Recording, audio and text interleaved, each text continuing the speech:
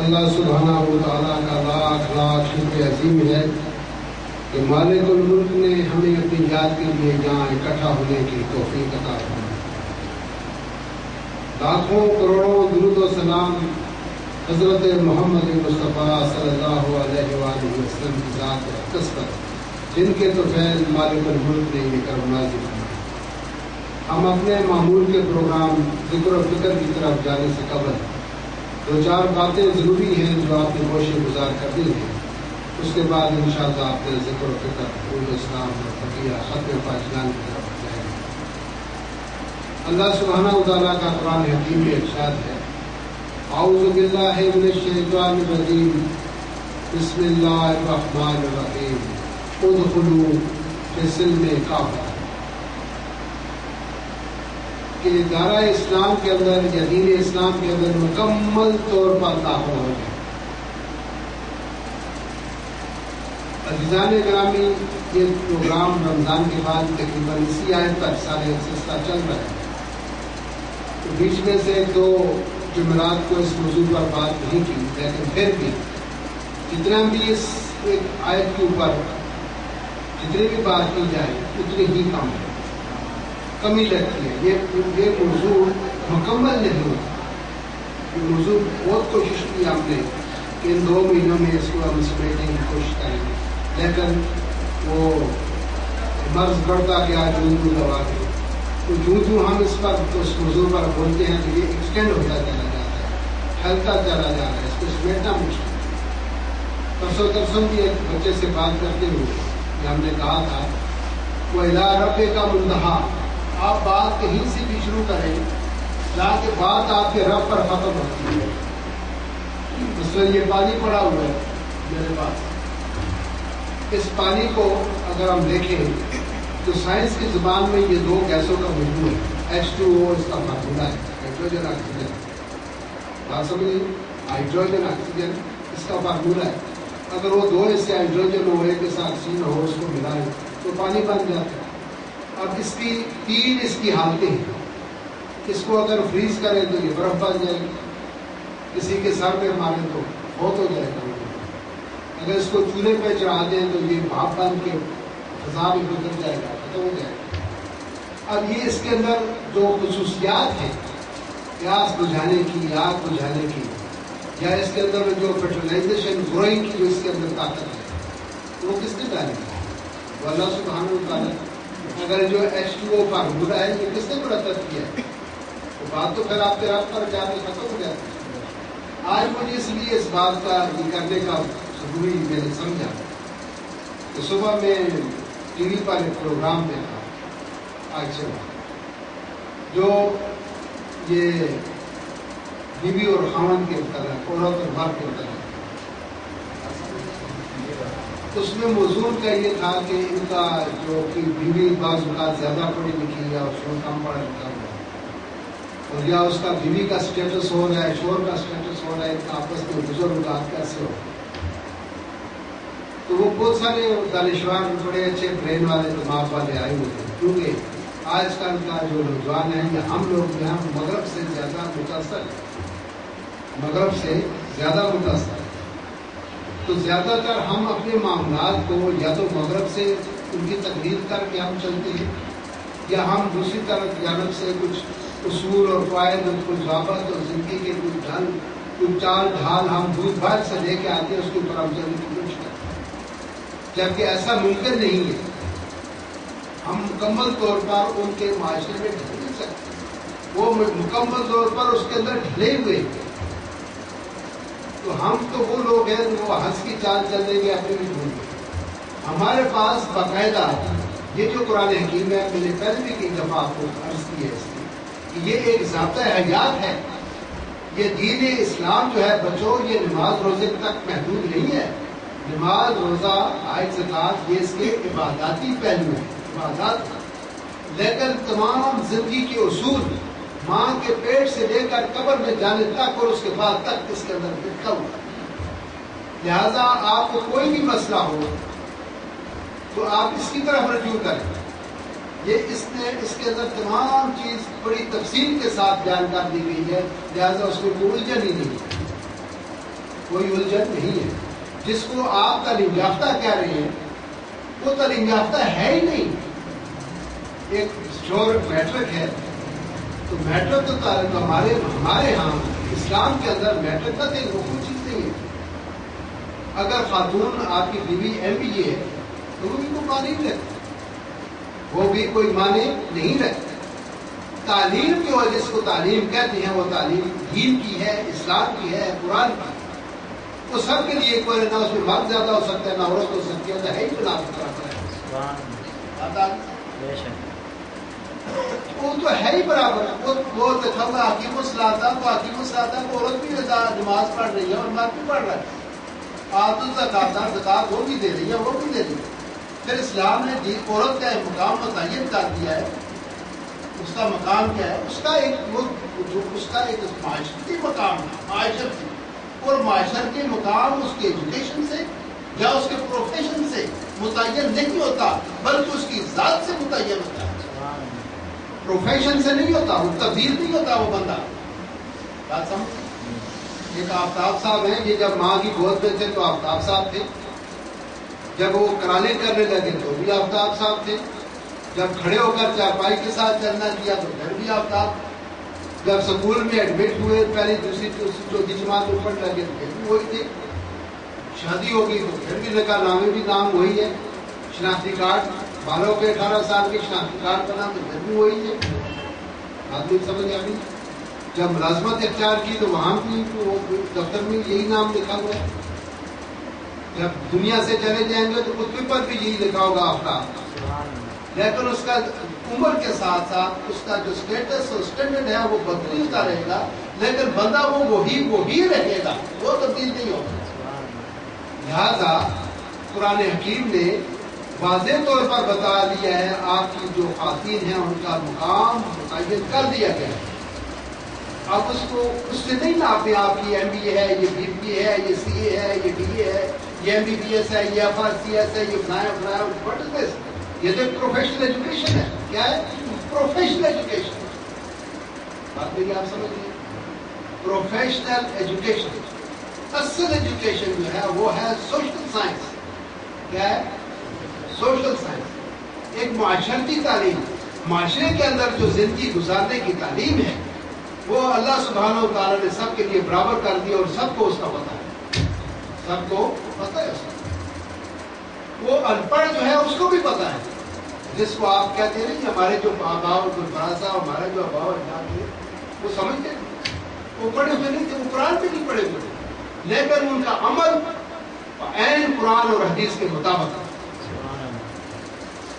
قرآن پاک میں اللہ تعالیٰ فرماتا ہے کہ یہ تمہارے جو رشتے ناتے ہیں یہ میں نے بنائے.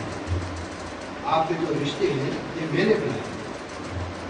یہ جو جہاں میں نے آپ کو چاہا پیدا کر دیا, اور وہ لاشاری تھے, پلاری تھے, قریشی تھے, آواز تھے, جو عباسی تھے, سید تھے, جو بھی خاندان میں نے پسند کیا میں نے آپ کو پیدا کر دیا. آپ انسان تو سب ایکول ہیں, 2 آنکھیں ہیں, 2 ہاتھ ہیں, 2 پاؤں ہیں. وہ بھائی امریکہ میں ایک انسان ہو, افریقہ ہو یا ایشیا میں جان کے بھی ہو, اس کی جو باڈی اسٹرکچر ہے, اس کی جو بناوٹ وہ تو ایک ہی ہے, تو فرق نہیں ہے. بات آتی ہے سمجھ افراد صاحب آپ بات سمجھ گئے. اس میں فرق نہیں ہے انسانی بناوٹ میں, اس کے باڈی اسٹرکچر میں, اس کے اعضاء میں, اس کا جو اعضاء کے فنکشن ہے اس میں کوئی فرق نہیں. اب یہ آپ نے قبیلے آپ نے بنا لی ہیں, یہ بھائی صاحب ہیں, یہ قریشی صاحب ہیں, یہ ملک صاحب ہیں, یہ جوشی صاحب ہیں, یہ شاہ صاحب ہیں, جو فلاں ہیں, جو فلاں. اللہ چاہتا ہے, اللہ کہتا ہے تو وہ تو سب ایکول انسان, جہاں میں نے چاہا تمہیں وہاں میں نے پیدا کر دیا. اور پھر واضح طور پر بتا دیا ان اکرمکم عند اللہ اتقاکم, تو میں اکرم وہی ہے, خدا کے نزدیک مکرم وہی ہے, اکرم وہی ہے جو متقی. وہ ایک پیمانہ بتا دیا. وہاں پر ایک ویسٹرن کاسٹ کا نہیں ہے کہ یہ قریشی صاحب ہیں, یہ ملک صاحب ہیں, یہ چودھری صاحب ہیں, یہ ٹوانا صاحب ہیں, یہ فلان صاحب ہیں. مطلب تو سوال ہی ختم کر. آپ اپنی پہچان کے لیے کہتے رہے ملک صاحب, قریشی صاحب, وال صاحب, راجہ صاحب, کہتے رہے آپ. لیکن وہاں یہ معیار نہیں ہے. اس نے واضح بتا دیا انا اکرمکم عند اللہ اتقاکم, تم میں اکرم وہی ہے, افضل وہی ہے, متبر وہی ہے جو متقی ہے. یہ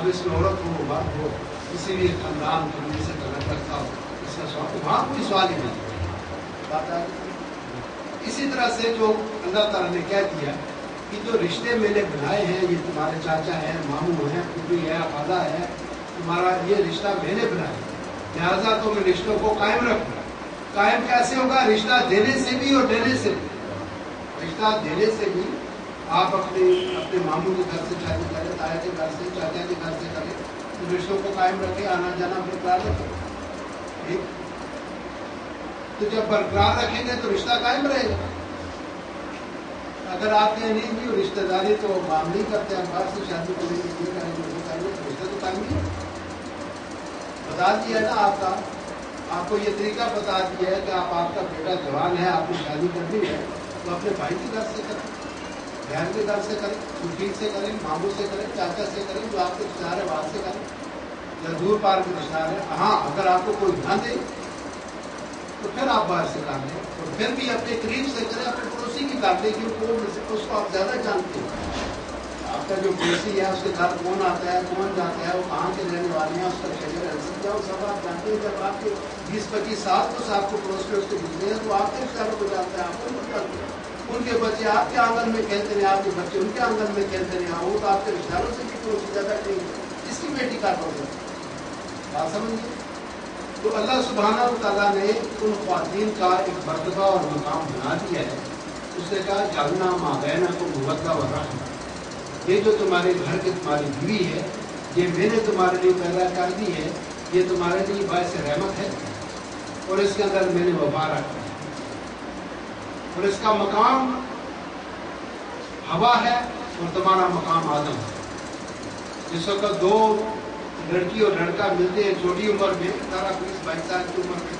تو آگے چل کر ان کی اتنی اولاد ہو جاتی ہے 5-6 بیٹے ہو گئے 5-6 بیٹیاں ہو گئی تو ان کو جب وہ جوان ہوگی شادی ایک آدمی کے 4 بیٹے پھر 4 بہن بھی ہوں گی 4 بیٹیاں تو 4 داماد بھی ہوں گے اگر ایک بیٹے کے 4-5 بیٹے ہوئے دو کے بھی ہوئے تو اس کے بابے کے تو 20-25 پوتے پوتے ہوں گے نوازوں کو بنائے 60-70 بن جائیں گے تو 60 سال کے بعد یہ سب لوٹ کر جتنے بچے وہ جو 2 لڑکی لڑکا 20-22 سال کی عمر میں جن کی شادی ہوتی جب وہ 60 سال ہوں گے تو ان کی اتنی اولاد ہوگی تو ان سے ووٹ بن سکتی ہے ایک چھوٹی سی کالونی بن سکتی اتنی اس کی اولاد بڑھ گیا لہٰذا اس لیے وہ جو بندہ ہے وہ اپنی ذات کے اندر آدم ہے اور اس کی جو بیوی ہے وہ اپنی ذات کے اندر ہوا کا مقام ہے اور جس طرح سے آپ کی جنت آپ کی ماں کے قدموں کے نیچے آپ کی ماں کی قدموں کے نیچے یہ سنتے رہے نا آپ لوگ عالم دین کے آگے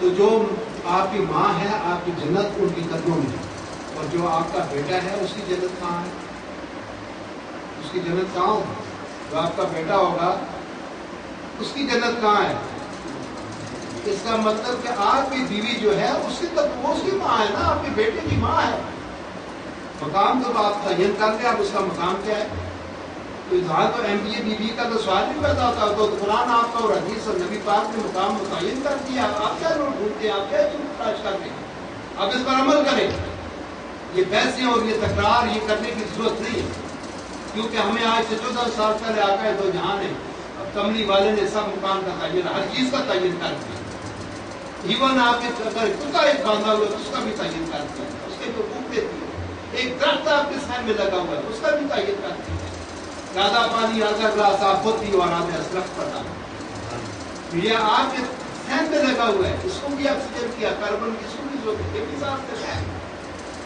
اس کو بھی ضرورت پانی لہٰذا اس کی چھاؤں آپ لیں اس کا پھل آپ کھائیں اس کی آکسیجن پتہ ہے نا درخت کیا کرتا ہے درخت کا پتہ ہے درخت کا پتہ ہے نا آپ کو درخت جو ہے کاربن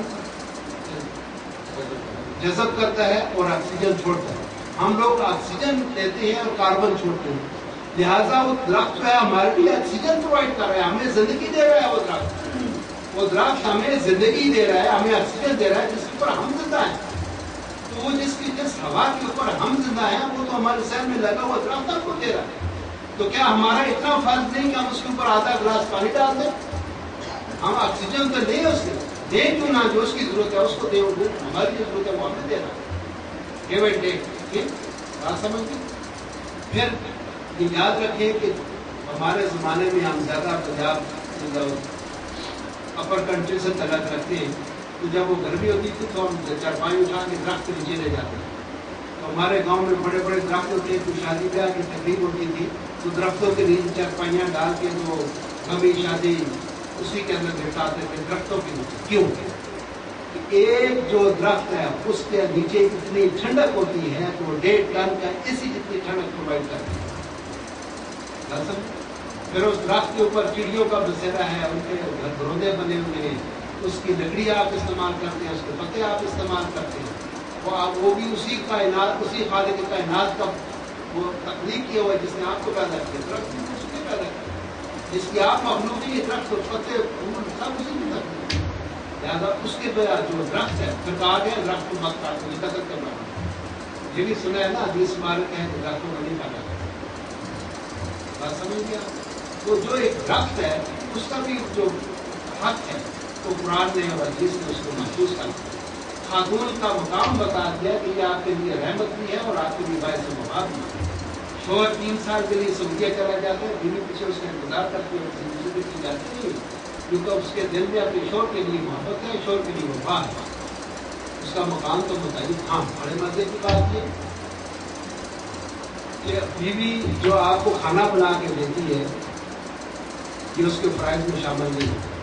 जो आपके घर का झाड़ू पोछा करती है, उसके फ़राइज़, आपके कपड़े धोती है, प्रेस करके रखती है, उसके फ़राइज़ में शामिल नहीं है। अगर वो आपके घर का काम कर देती है तो उसका उस मर्द के ऊपर एहसान है, उसकी मेहरबानी है तो आपको कपड़े प्रेस करके दे। Otherwise she is not bound. तो वो उसके ऊपर उसकी जिम्मेदारी करने की चीज़ है ही। उसकी जिम्मेदारी सिर्फ इतनी है, बच्चे को कैरी करना, उसको जन्म देना, उसकी तालीम करना, तरबियत करना, परवरिश करना, ये माँ की जिम्मेदारी, औरत की जिम्मेदारी। ये मर्द की जिम्मेदारी नहीं है, औरत की। औरत घर में रहेगी, मर्द बार काम करेगा। वो आपके बच्चों की परवरिश करेगी, बच्चे आपके उसके नहीं है। जो आपका बच्चा है वो आपका मर्द का है, औरत का नहीं है। औरत बच्चे पैदा नहीं करती, मर्द करती। अगर एक आदमी 2 साल अपनी बीवी के पास ना जाए तो आप सब बालों में बैठे बच्चा होगा, कब होगा? जब शोहर अपनी बीवी के पास जाएगा तो बच्चा होगा। तो फिर वो होगा किसका? उस मर्द का। साबित तो ये हुआ कि मर्द का बच्चा होगा। फर्स्ट टाइम या जो आप एनडीए क्या कराते हैं, डीएनए कराते हैं, टेस्ट वगैरह करते हैं, उससे क्या मालूम करते हैं? तो ये नाली करमल जो फरमाते हैं तो निकाह इसलिए फर्ज करार दिया गया, वाजिब करार दिया गया ताकि पता चले कि जो बच्चा होगा इसका कबीर कौन होगा, इसका स्पॉन्सर कौन होगा, इसका खानदान कौन होगा, इसकी शनाख्त क्या है इस बच्चे की। बच्चा जो नौज़ायदा बच्चा है उसका खाने का, पीने का, उसका दवाई दारू कौन जिम्मेदार होगा, पता चले कि इसका बेटा है, ये जिम्मेदार है। लिहाजा उस बच्चे के नाम नफ्ते का परवरिश का जिम्मेदार उसका बाप, क्योंकि वो राज उसकी। जब आपका बच्चा 5 साल का होता है आप उसको स्कूल लेके जाते हैं, वहाँ पूछते हैं इसका नाम क्या है, कहते हैं मोहम्मद नवाज, जी वालिद साहब का, जी गुलफराज। माँ का पूछते क्यों? पता चले कि इसका दादा कौन है, इसका दादा कौन है, इसका खानदान कौन है, इसका जगह नजर क्या है और इसका रिस्पॉन्सिबल, इसका जिम्मेदार क्या है, कौन है। आप सबके जेब में शनाख्ती कार्ड पड़े, आप निकाल के देखें आपका नाम है, पीछे आपके बाप का नाम, स्कूल के सर्टिफिकेट है, कॉलेजों के सर्टिफिकेट है, आपका आपके वालिद का नाम। समझे? बसाबत ये हुआ तो वो जो लड़का है वो मर्द का है, उसकी परवरिश कर रही है, उसकी बड़ी मेहरबानी है तो उसने आपको एक वारिस साहब को पैदा करके दे दिया, आपके पीछे एक दवा करने वाला उसने पैदा कर दिया। और एक बड़ी खास की बात बता दूँ आपको, खास की बात बता दूँ, वो शख्स नहीं मरता जिसका बेटा जिंदा हो, क्योंकि वो शख्स अपने बेटे की शक्ल में जिंदा रहता है। वो अपने बाप की पहचान है, वो जहाँ कहीं जाएगा पूछेंगे ये कौन है, कहेंगे ये तो फलां साहब है, वो फलां के बेटे, उसके नाम पे लेंगे, क्यों बंदे को जानते थे, पूछते ही नाम। तो उन्होंने पूछा यार ये लड़का जो बैठा है ये कौन है, उन्होंने कहा जी ये नौमान साहब है। यार ये देखा नहीं पहले, मुझे ये फलां शख्स के साथ जाते हैं उनके बच्चे। इसका मतलब कि मर्द जो है बाप अपने बेटे की शक्ल में जिंदा रहता है, बाप बेटे की शक्ल में जिंदा रहता है। ये कितना बड़ा एहसान है। और किसने दिया? उस औरत ने जो आपके घर में बैठा है, और आपको अल्लाह ने उसका बादशाह बनाया। آپ بادشاہ ہیں، مرد جو ہے وہ بادشاہ ہے، وہ طاقتور ہے، اس کا کام ہے اپنی اس عورت کی حفاظت کرنا، وہ زورآور ہے، طاقتور ہے، اس کی کفالت کرنا۔ اور مزے کی بات ابھی بتا دوں کہ اگر وہ عورت اپنے مرضی سے وہ کام کرنا چاہتی ہے، ملازمت کرنا چاہتی ہے، تو وہ کر سکتی ہے، اس کو مذہب دین اسلام اس کو اجازت ہے، تجارت ٹریڈنگ کرے کر سکتی ہے۔ بات سمجھے؟ آقا دو جہان صلی اللہ علیہ وسلم جب ملک شام کو گئے تھے تو کس کا سامان لے کے گئے تھے؟ خدیجہ الکبریٰ کا لے کے تھے، جو آپ کی پہلی بیوی تھی۔ وہ اس وقت کی وہ تجارت آج سے 1400 سال پہلے، آپ آج کی بات کر رہے ہیں، 1400 سال پہلے خواتین ٹریڈنگ کرتی تھی، تجارت کرتی تھی، امپورٹ ایکسپورٹ کرتی تھی۔ اور پھر جو غزوات ہوئے ہیں، بدر ہو یا احد ہو، اور غزوات کے اندر جو بچیاں وہ اس کا نرسنگ کا کام کرتی، پانی پلاتی تھی، مرم پٹیاں کرتی تھی، ان کو اجازت تھی کہ میدان جنگ میں جا کر مجاہدین کی وہ خدمت کریں۔ اب اس میں خاص نقطہ جو ہے آپ سب بچوں کو بتا دوں، خاص بات یہ ہے کہ آپ عورت جو کمائی کرتی ہے اس سے پیسے لے نہیں سکتے، نہیں لے سکتے۔ ہاں اگر اپنی مرضی سے وہ آج سمجھے کہ میرا شوہر اس قابل نہیں ہے، اس کی جو سیلری 10-20 ہزار روپے اس سے گھر کا خرچہ مشکل چلتا ہے، وہ آپ کو 5-10 ہزار روپے کہیں کہ میری طرف سے ہے، ہیلپ ہے، تو آپ لے سکتے، ادروائز آپ کو جبر اسے نہیں لے سکتے۔ آج کل تو جبرن لیتے ہیں، یہی ہم نے شور دیکھے ہیں جہاں پیٹرول پمپ پہ گاڑی نہیں ہوگا، تو کم از کم کچھ بزدلی، کچھ خودداری ہونی چاہیے انسان کے اندر۔ ہمارے زمانے کے اندر تو عورت کے سامنے تو وہ بڑے شرماتے تھے۔ ابھی کی آپ جو وڈیرا آدمی نہیں، آپ نے 71 میں جنگ ہوئی تھی جس میں بنگلہ دیش کا، اس میں ہمارے ایک جنرل تھے اے کے نیازی، ان کا نام، یہ بڑی تاریخی بات ہے، جنرل اے کے نیازی وہاں کے اس محاذ پر ایسٹ پاکستان میں جو بنگلہ دیش بن چکا ہے، تو یہ جو ویسٹ پاکستان تھا، اسلام آباد میں ان کی ہر قسم کی مدد بند کر دی۔ میں کہا سوری، ہم نہ آپ کو میڈیسن پہ دے سکتے ہیں، نہ آپ کو راشن فوڈ پہنچا سکتے ہیں، نہ گولا باری دے سکتے ہیں، ہماری طرف سے چھٹی۔ 1 لاکھ ہماری آرمی تھی، وہ سرنڈر ہو گئی، سرنڈر ہو گئی بنگلہ دیش۔ پھر وہ قید میں رہی، ذوالفقار علی بھٹو صاحب نے بڑے مذاکرات جائیداد کار کرتی پاک آرمی کو وہاں سے 1 لاکھ کروڑ پھڑا دیا۔ تو جس وقت تو جنرل اے کے نیازی نے ہتھیار ڈالے، اس وقت جو انڈیا کا جنرل تھا اس کا نام تھا جنرل اروڑا۔ تو جو تقریب ہوئی تھی ہتھیار ڈالنے کی، اس وقت وہ اپنی بیوی کو ساتھ لایا تھا، جنرل اروڑا۔ ٹھیک، تو جب اس نے اپنا پسٹل کھولا ہمارے جنرل اے کے نیازی صاحب نے، اس نے اسے اروڑا کہا کہ میں ہتھیار تو ڈال رہا ہوں لیکن تو میں اپنی بیوی کو نہیں ڈالنا چاہوں گا۔ وہ شرمایا نہیں، نیازی صاحب نہیں شرمائے اپنا ہتھیار ڈالنے، لیکن عورت کے سامنے وہ ڈرائے، شرما کے وہ اس کے سامنے، عورت کے سامنے کہ کیسے اپنا ہتھیار کھول سکتے، جو ہوتی ہے غیرت میں خودداری، بزدلی، سمجھ آ رہی ہے؟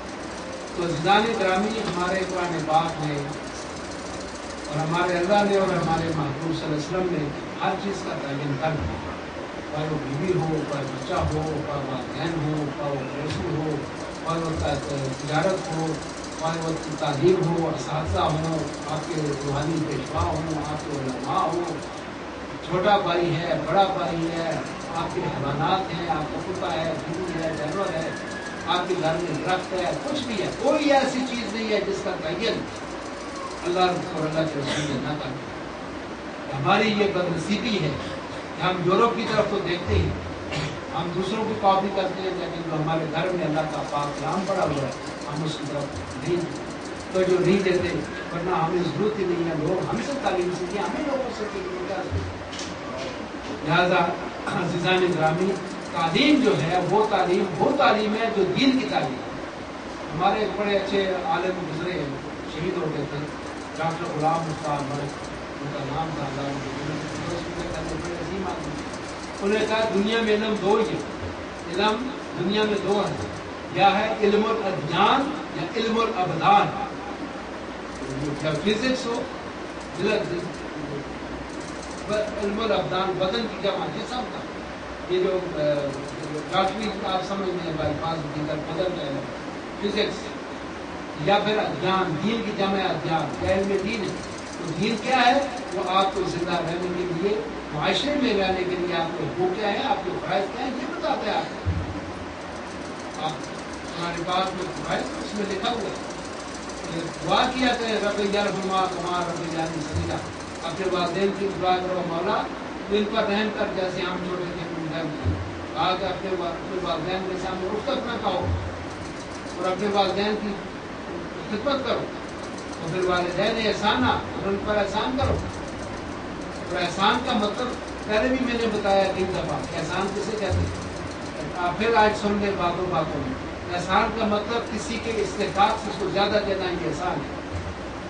ایک آپ کی فرم میں ایک مزدور کام کرتا ہے، آپ اس کو 600 روپیہ دہڑی دیتے ہیں، چلتے بلاک بڑا دیتے ہیں 600 روپئے، آپ اس کو شام کو 700 دیتے ہیں. وہ جو 700 دیں گے یہ احسان ہوگا. 600 اس کی مزدوری، 100 روپئے ایکسٹرا جاؤ بھائی دودھ پینا، فروٹ کھا لینا، انگور کھا لینا. اس کی جو استحقاق ہے اس سے اس کو زیادہ دینا، اس کو احسان دینا. سمجھ آتی؟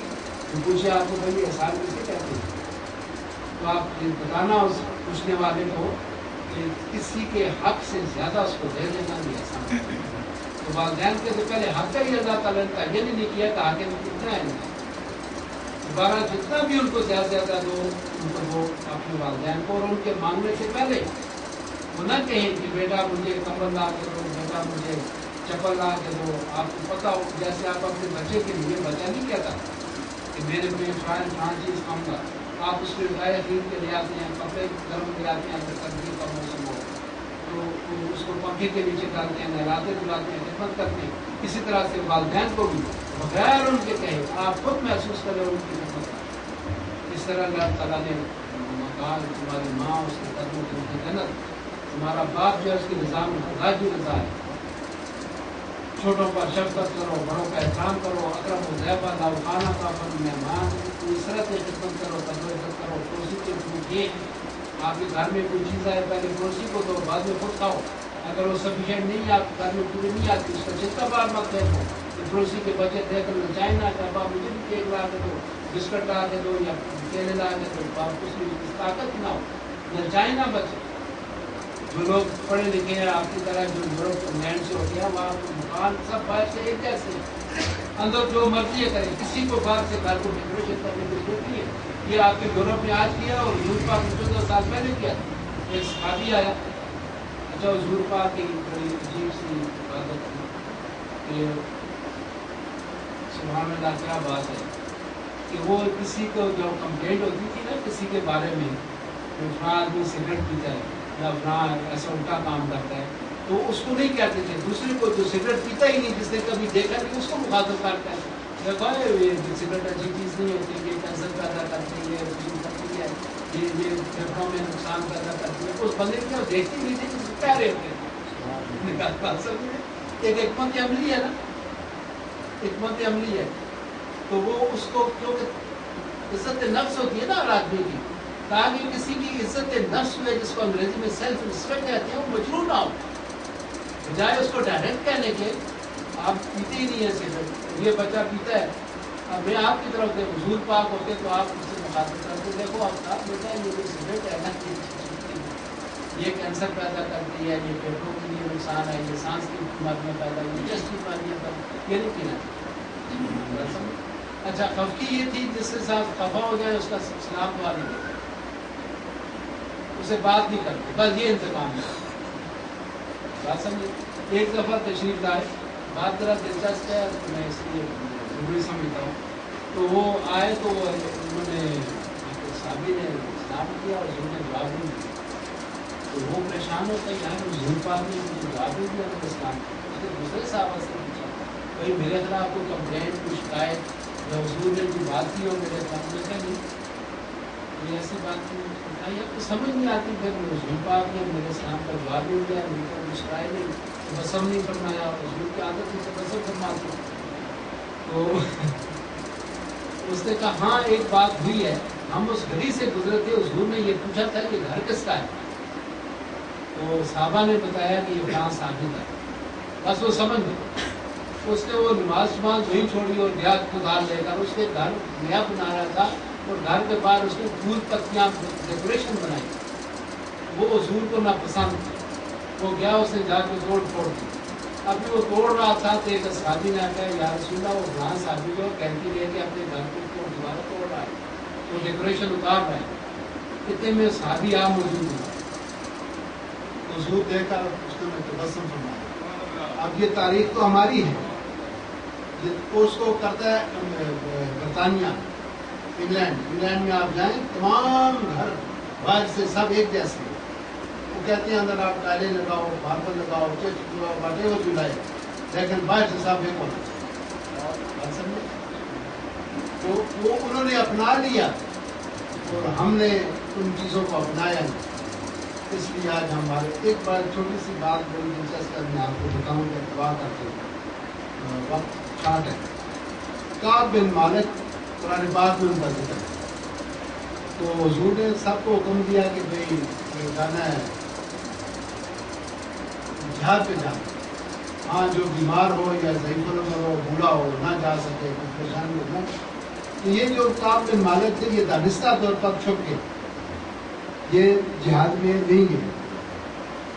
جہاد سے جب سرکار دو عالم اپنے صحابہ کرام سے واپس آئے تو ان کو کہا کہ تم کیوں نہیں گئے. پتہ چلا تحقیقی انکوائری کی کہ یہ دانستہ طور پر نہیں گئے.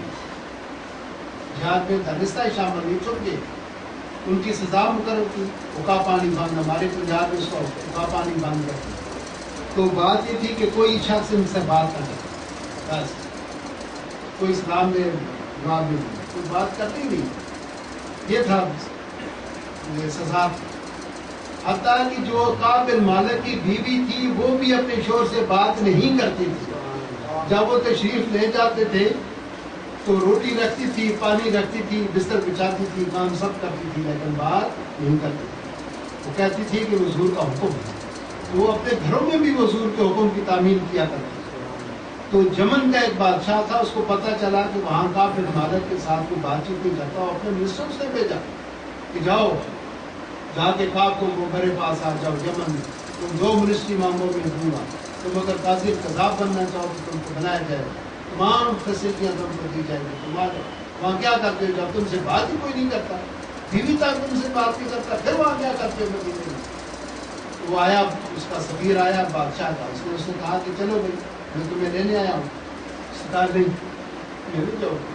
اس نے کہا کیوں, تمہیں فیسلٹی کوئی نہیں ہے یہاں پر, تم سے بات کوئی نہیں کرتا. اس نے کہا میں آتا ہے تو جہاں کا جو دیدار کر دیتا ہوں مجھ سے بڑھ کر کے مجھ سے وہ بات کرے نہ کرے, لیکن وہ مجھے دیکھے نہ دیکھے, میں تو دیکھتا ہوں. تو میری ساری زندگی گزر جائے مجھ سے کوئی بات نہ کرے, لیکن میں آقا کے دیدار کے بغیر رہ نہیں سکتا. نہیں تو تمہیں پورا جمن دے کر دے دو.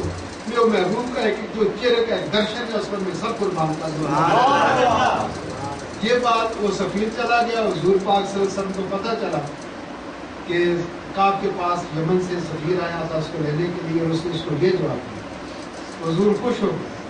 جب وہ آئے نماز پڑھی, پھر جیسے امام صاحب گھومتے ہیں نا سب کے درد, حضور نے دیکھا, حضور نے تبسم فرمایا کہ وہ حضور کا تبسم ہی کا فرمائی صاحب وہی راضی نامہ. کعب بن مالک کا تو میں گھر گیا, اس نے گھڑا کر کافی نام حضور نے سنایا جاؤ فرمایا. اللہ سبحانہ و تعالیٰ ہم سب پر راضی ہو, ہمیں قرآن مجید پڑھنے کی, سمجھنے کی, اس پر عمل کرنے کی, اور سرکار دو عالم کی محبت, اور سرکار دو عالم کی غلامی ہمیں نصیب ہو. اللہ سبحانہ و تعالیٰ نے اپنی پیاری کلام ہم تک پہنچائی ہے تاکہ ہم اس دنیا میں بھی اس سے سرفرو اور بلا پائیں, اور آخرت میں بھی ہم بلا پائیں. ہمارے پاس قرآن حکیم اور حضور پاک کا عمل, حدیث بات کا سیرت نبی بہت قیمتی چیز ہے. یہ ہمارے لیے بہت قیمتی ہے. اگر ہم اس پر عمل کرا جائیں تو ہمارے زندگیاں بدل سکتی ہیں, ہماری تقدیریں بدل سکتی ہیں, ہمارے حالات بدل سکتی ہیں. کہ آپ سب پر راضی ہو. رحمت ہمارا آخر دعوانا الحمدللہ.